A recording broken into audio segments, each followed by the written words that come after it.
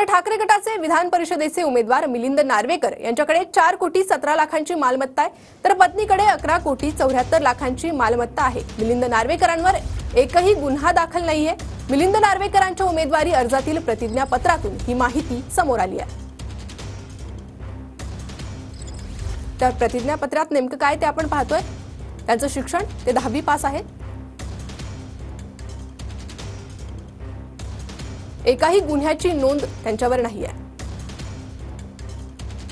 तर स्वतःकडे 45,000 रुपये रोख रक्कम आणि पत्नीकडे 36,000 रुपये रोख रक्कम आहे। स्वतःच्या बँक अकाउंटमध्ये 74,13,000 रुपये तर पत्नीच्या अकाउंटमध्ये 8 कोटी 22 लाख रुपये आहेत। वैयक्तिक कर्ज 26,38,000 आहे, तर पत्नीवर 3 कोटी 22 लाखांचं कर्ज आहे। स्वतःवर 1 कोटी 54 लाख 81 हजारांचं बँक लोन, तर पत्नीवर 38 लाख 94 हजारांचं बँक लोन आहे। मिलिंद नार्वेकरांच्या नावावर कोणतेही वाहन नाहीये। तर स्वतःकडे 71,28,189 रुपयांचे दागिने, पत्नीकडे 67,61,420 रुपयांचे दागिने आहेत।